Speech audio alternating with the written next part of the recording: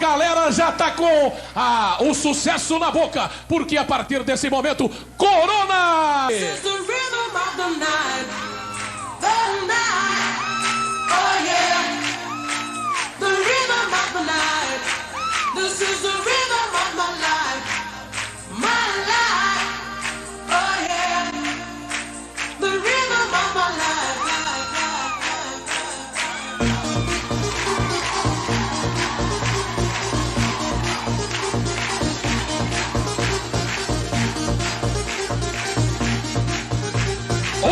De cópias do mundo inteiro, Corona!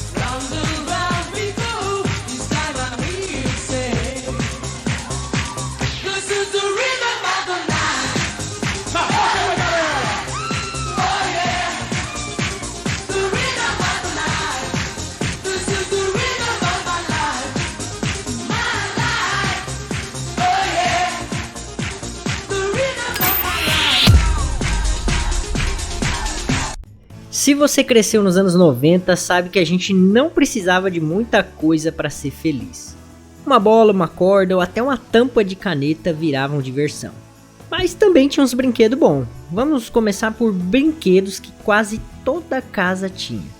Quem não se lembra do Pega Varetas? É verdade que esse jogo foi lançado em anos anteriores, mas o fato é que nos anos 90 quase toda casa tinha um desses aqui.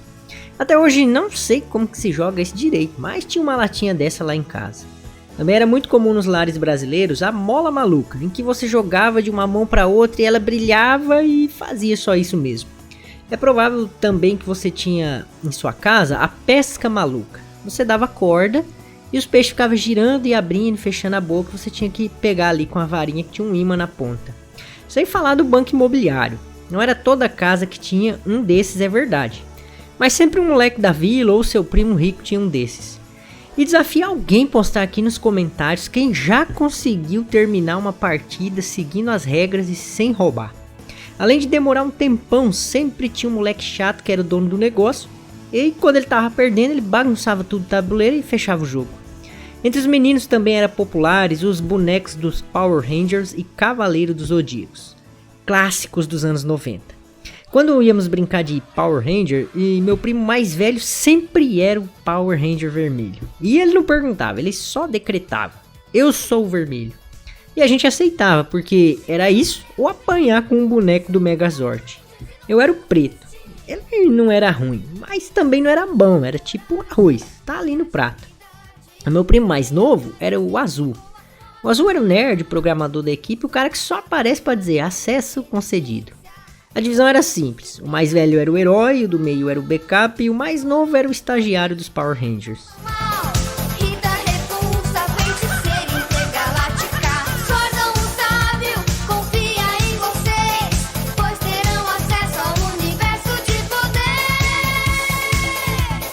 Mas o que marcou a geração 90 foram as brincadeiras, porque brinquedo era tipo quando tava chovendo e aí os pais não deixavam sair pra rua, então tinha que brincar. Mas no dia a dia era pega-pega, esconde-esconde, queimado, betes, pé na lata e tinha também o pau na mula, que era o ouro puro da infância raiz. Pra quem não conhece, é simples. Deixava a bolinha ou a latinha passar por entre as pernas, pau na mula. Um soco direto, rápido e educativo. E se deixasse passar 3 vezes, corredor polonês. É basicamente um desfile de agressão autorizada. Você anda entre 2 fileiras de crianças possuídas e todas com autorização moral para te bater. Psicólogo nenhum preparava a gente para isso. Mas quem sobreviveu hoje enfrenta boleto, chefe, gente tóxica com serenidade de quem já sobreviveu a 3 mulas e um corredor. Mas tinha brincadeiras mais light, como o passa-anel, batata quente, dança das cadeiras, amarelinha, pular corda. E tinha também a brincadeira do elástico, que era praticamente domínio exclusivo das meninas. Tinha toda uma sequência, tipo dentro, fora, pisa, cruza, gira, sai. Era basicamente o Just Dance raiz, só que com mais competitividade e menos música. E o nível de dificuldade subia, começava no tornozelo, ia pro joelho, depois pra cintura, e quando chegava no pescoço, parecia um treinamento militar do batalhão de menina da 4ª série. O mais impressionante é que elas erravam uma vez, já voltava pro começo sem chorar, sem reclamar, e recomeçava tudo com a leveza de quem não estava levando aquilo como um esporte olímpico. E quem nunca brincou de telefone sem fio e verdade desafio, quem rendeu muita fofoca, muito beijo roubado e muita vergonha também. E o que dizer dos brinquedos que a gente precisava fabricar?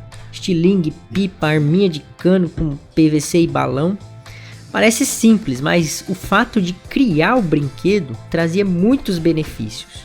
Uso da criatividade, resolução de problemas, resiliência, persistência.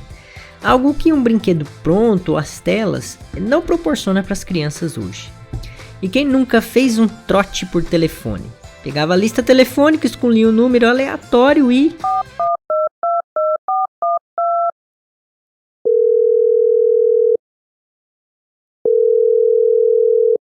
Alô, com quem eu falo? Maria. Maria, aqui é do Corpo de Bombeiros e nós recebemos um chamado de que um caminhão verde quebrou na frente da rua da sua casa. Poderia verificar se ele ainda está aí na rua, por favor? Tá bom, só um minuto. Não tem caminhão verde nenhum aqui não. É porque ele já amadureceu. O mais doido de tudo é que depois do trote tinha vez que a gente corria rachando o bico de rir e se escondia. Agora não pergunte pra que se esconder, porque como que a pessoa do outro lado ia descobrir? Mas no fim das contas as brincadeiras eram boas porque juntava a gente, fazia a gente correr, inventar, brigar e fazer as pazes em 5 minutos. A gente voltava pra casa suado, ralado e feliz, porque nos anos 90 a diversão era raiz.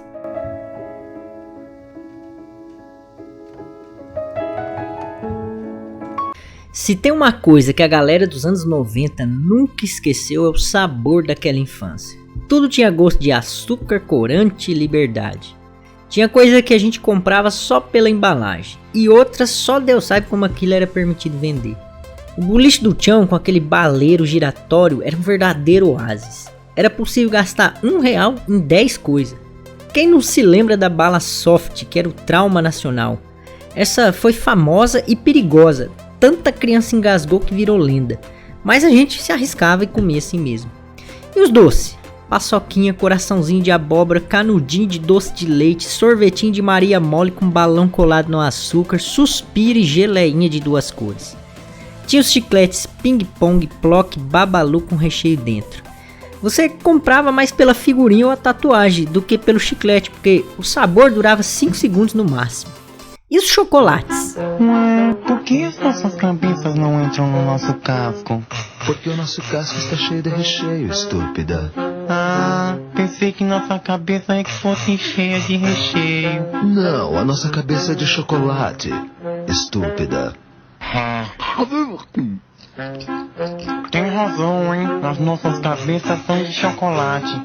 Estúpida. Tortuguitas God, recheio de morango, chocolate e baunilha, pra você comer devagar e sem. E você lembra do chocolate surpresa da Nestlé? Primeiro o nome já dizia tudo, surpresa. Mas a surpresa mesmo não era o chocolate. A verdadeira emoção era o cartãozinho que vinha dentro. Tinha edição de dinossauro, animais selvagens, fundo do mar. Tem gente que coleciona até hoje os cartões. Era bom porque você se entupia de glicose, mas sua mãe ficava com a consciência limpa, porque você estava aprendendo alguma coisa. No boliche do Tchão também você encontrava guarda-chuvinha e bolinha de chocolate. Encontrava também o pirocóptero. Era um pirulito que o palitinho virava um helicóptero voador. E não podemos esquecer do leite moça. Quem nunca fez 2 furinhos, tomou direto na lata e depois guardou na geladeira como se nada tivesse acontecido.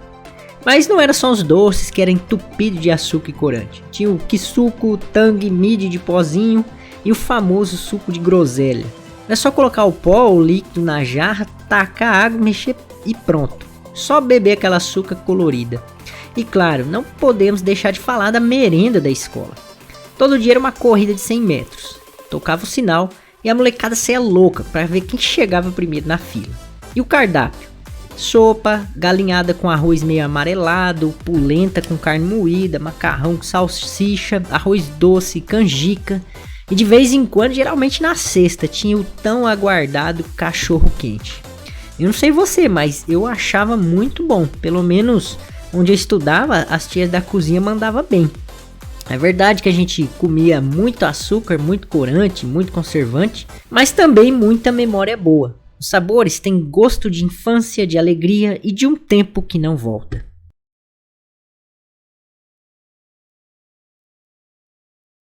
What is love? Baby, don't hurt me no more. Baby, don't hurt me no more. What is love?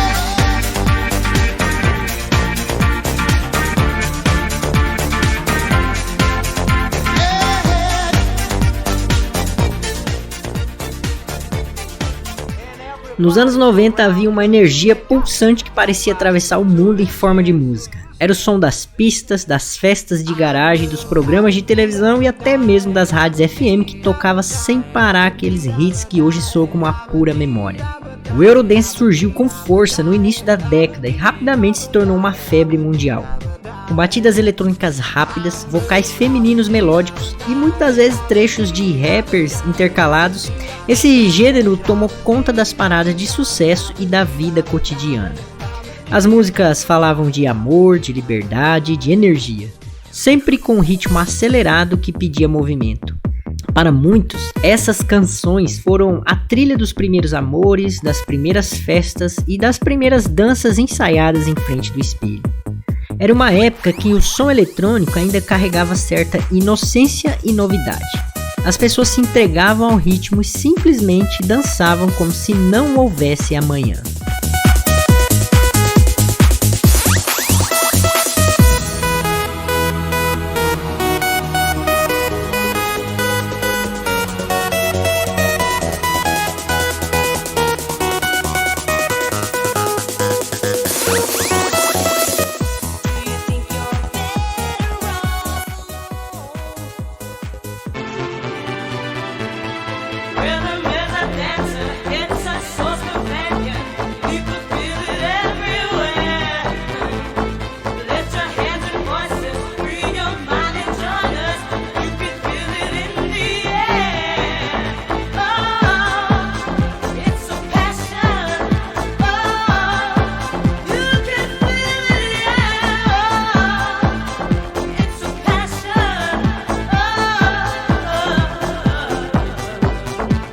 O rock nacional vivia uma das suas fases mais expressivas nos anos 90.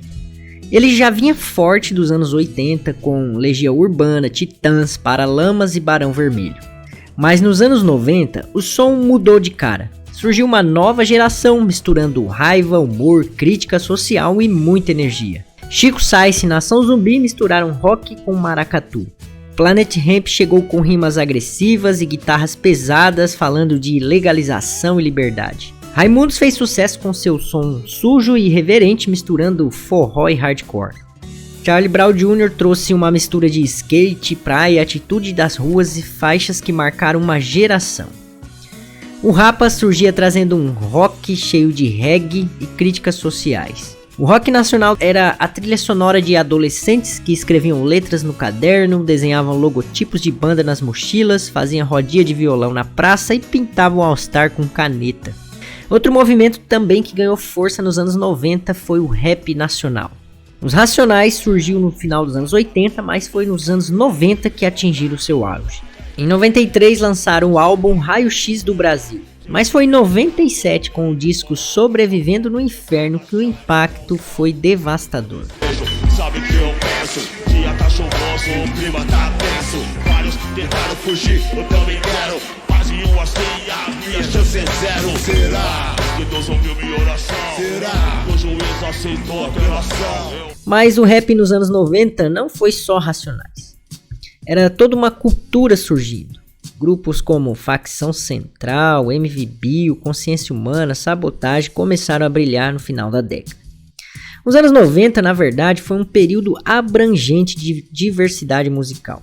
E ouvir música era quase um ritual. A gente esperava a canção preferida tocar no rádio com o dedo pronto no botão do REC, torcendo para que o locutor não falasse no meio da introdução. Era assim que nasciam as fitas personalizadas, aquelas que a gente gravava para ouvir em casa, no carro ou até para dar de presente para alguém especial. O Walkman também era o companheiro inseparável. Rebobinar fitas com caneta Bic fazia parte da rotina. E mesmo que tivesse essas limitações, parecia que tinha mais valor, porque tinha esforço, tinha espera, a gente tinha que se envolver com aquilo. Entretanto, nem tudo foi festa na música nos anos 90. A década também foi marcada por despedidas dolorosas. Em 90, o Brasil perdeu Cazuza, ícone do rock nacional. Em 94, o mundo da música sofreu uma trágica morte de Kurt Cobain, vocalista do Nirvana, que simbolizou o auge e o colapso do movimento grunge.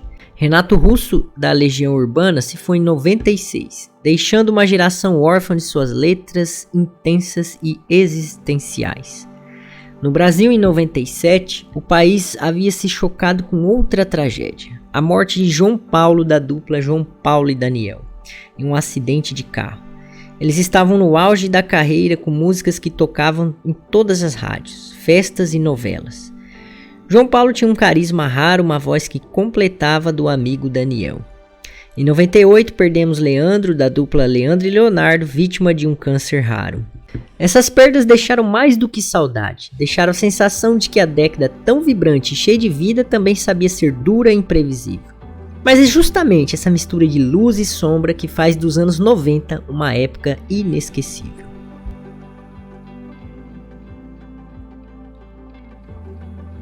O futebol dos anos 90 era outro jogo, outro clima, outro Brasil. Antes do ponto corrido tomar conta do Brasileirão, o campeonato era decidido no mata-mata e isso mudava tudo. A fase classificatória importava, mas o que pegava de verdade, o que era a hora da verdade, eram as quartas, a semi e a final. 2 jogos e pronto. Ou você resolvia ou voltava para casa. Era pura emoção, estádio lotado, gente com radinho colado no ouvido e aquele frio na barriga que só quem viveu sabe. A rivalidade paulista estava em estado de ebulição. Naquela época, a rivalidade entre Palmeiras e Corinthians estava em ponto de fervura. Os confrontos eram verdadeiros duelos de titã. De um lado, o Palmeiras da Parmalat, com um time que beirava o imbatível. Evair, Edmundo, Zinho, Roberto Carlos, Cafu. E depois vieram Djalminha, Alex, Oséias e o ataque continuou venenoso. Do outro lado, o Corinthians também tinha sua máquina, Marcelinho Carioca, o famoso pé de anjo. Era um maestro das cobranças de falta. Marcelinho e Célio Silva. Célio Silva na pancada, Marcelinho no jeito, daí é mais jeito que força. Ele vai buscar o ângulo superior direito do Veloso. Todo mundo se empurra, você vê o Veloso, vai pintar cartão por lá, o ameaça, você tá vendo o Marcelinho, mas tá mal empurra na barreira ali. Todo mundo sabe que é um lance capital no jogo. Palmeiras acaba de fazer seu gol. Zé Elias é empurrado. O árbitro manda a barreira e mais para trás. Se ela tá 30 centímetros antes da meia-lua, tem que estar 30 centímetros antes da marca do pênalti. Não tem discussão. Aí Marcelinho para cobrança, pé direito do Capricho.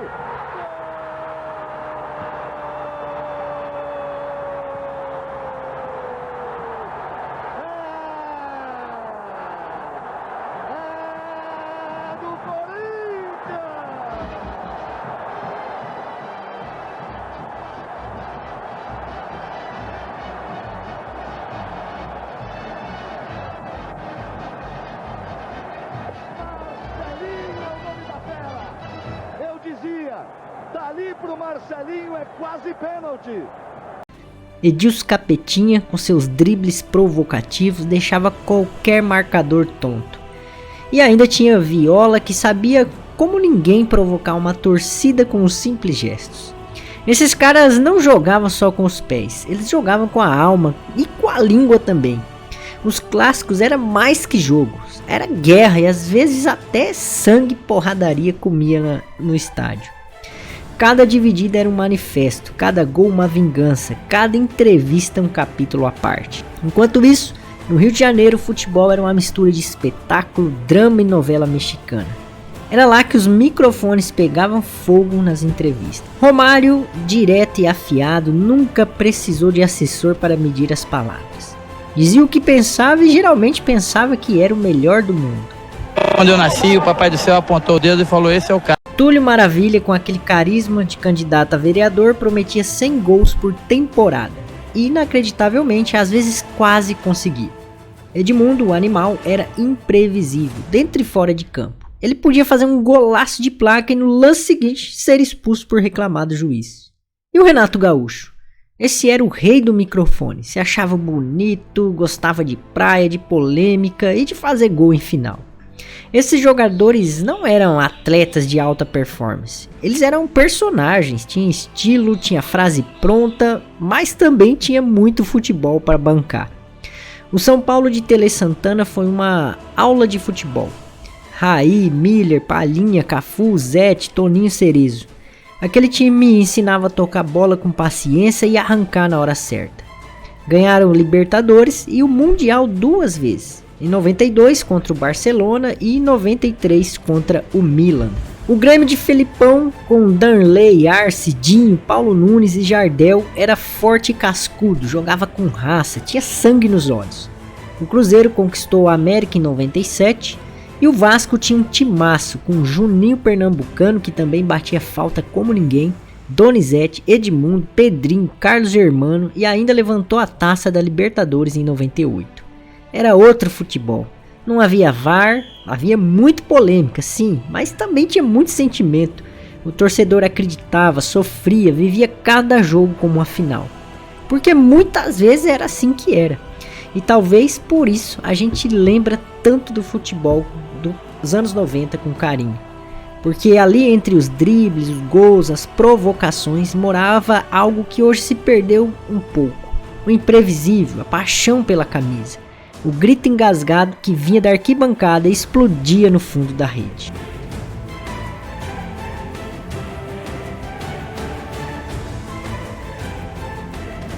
Hoje em dia a gente corre para pular anúncio. Mas nos anos 90, os comerciais eram parte da diversão. A gente, mesmo que já tinha assistido um comercial várias vezes, queria assistir de novo. E a televisão, ela ainda era o centro da sala, era ali que as famílias se reuniam. E os comerciais daquela época não eram apenas intervalos, eram mini histórias, frases que grudavam na cabeça, músicas que viraram um hino de criança e de adulto. E tinha propaganda que era até melhor que o programa. A publicidade brasileira vivia sua era de ouro. Washington Oliveto, Nizam Guanaes, Marcelo Serpa e outros nomes de peso estavam por trás das campanhas que marcaram época e ganharam prêmios no mundo todo. Era um Brasil criativo, bem-humorado, com time perfeito e o mundo aplaudia de pé a propaganda brasileira. Quem viveu lembra.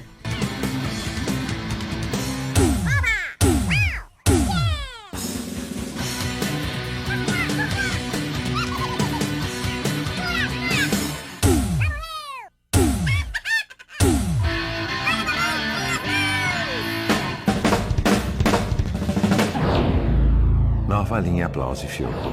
Isso não é um som, é um tapa na orelha. Tem coisas que só a Fiuk faz pra você. Os comerciais dos anos 90 não era apenas venda, aquela interrupção chata de hoje. Era emoção, humor, identidade. A gente se via naquelas histórias. Hoje, com os streaming e o pular anúncio em 5 segundos, é difícil imaginar que um dia a gente gostava de ver propaganda.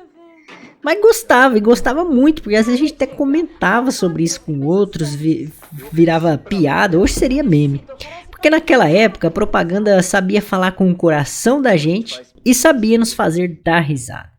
E talvez por isso, até hoje, ao ouvir um jingle antigo, a gente sinta aquele calor bom de lembrança, aquela vontade de voltar, nem que seja só por 30 segundos. Um Brastemp novo não tem comparação. Quando eu tava fazendo a pesquisa para esse vídeo, me veio algumas coisas na cabeça.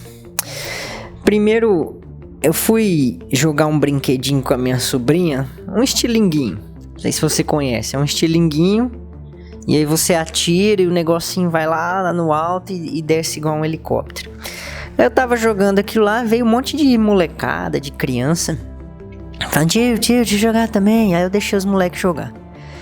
Aí, eles não conseguem atirar um estilingue. Eu falei, ué, vocês nunca brincaram de estilingue não? Eles falaram, não. Então aí quando eu fui fazer a pesquisa desse vídeo aqui sobre brinquedo, e me passou isso à mente, né? No passado, fabricar os brinquedos dava uma habilidade para as crianças para a vida adulta. Porque você tinha que desenvolver habilidades, por exemplo, pipa. Eu era muito ruim de fabricar pipa, minhas pipas eram horríveis. Mas a gente tinha que ir lá, arrancar o bambu, fazer as varetinhas. Então você ia desenvolvendo essa habilidade e a arte de resolver problemas. Então se era ruim, você tinha que melhorar, né? Também ter a decepção, saber que nem tudo vai ficar perfeito, né? E sei lá, hoje a criança ganha presentes, o brinquedo tudo pronto, tudo é bom, alguns pais só passam a mão na cabeça. Então é tudo perfeito. E quando vai pra rotina de trabalho, vai tomar não, vai ter que lidar problema, não suporta pressão, né? Que foi uma outra coisa boa, até eu brinquei ali, deu ser o Power Ranger preto. Porque, tipo, o preto ninguém quer saber dele. Era o vermelho e depois o verde, tinha um branco. Mas, cara, a vida real é assim, eu sou um cara mediano, eu não faço nada de anormal, então por que eu vou ser? Então, queira ou não, essas brincadeiras preparavam a gente pra vida, né? E outra coisa também, na década de 90, que agora não existe mais, isso me deixa até um pouco triste quando a gente lembra, é que as famílias eram muito maiores e unidas, né? Então, eu moro aqui no interior, Mato Grosso do Sul, tenho o hábito de tomar tereré, né? Então, por exemplo, era muito comum você ver na frente das casas aquela roda de pessoas tomando tereré. Hoje a gente já não vê mais, é muito raro. E as famílias eram unidas. Então, por exemplo, tanto parte de avô, parte de mãe e de pai, era comum no fim da tarde e os tios, tias, primos se encontrar na casa ali. Era tipo uns patriarca, matriarca, né? Era a base da família. E ali tomava chimarrão, comia biscoitinho, bolinho de chuva. As vós sempre faziam algo, sabe? E isso não tem mais, né? Pelo menos a minha família não, já morreu quase todo mundo. E a gente não foi tendo filhos, os mais novos, e não tem mais aquela coluna, aquele patriarca da família, né? Então isso é um pouco triste de pensar que rumo a sociedade está tomando, né? Então as famílias só se degradando, piorando, não tem mais essa união. Então é meio triste relembrar o passado e eu pensei aqui que a gente tem que tomar esse cuidado, né? É bom relembrar os bons momentos, mas não ficar preso no passado, né? Porque se a gente se prende ao passado, a gente não vive o presente. Então, até dizem que se você fica remoendo o passado é depressão. Se você fica pensando no futuro é ansiedade, né? E a gente perdeu um pouco essa arte de viver o presente. Então, com as redes sociais é tudo promessa de ganho fácil, rápido, tudo aprende, aí a gente fica aquele sonho de que vai conseguir e não vê o presente. E também visitar o passado dá essa tristeza, né? Então, se eu puder encerrar a mensagem desse vídeo vamos tentar viver o presente.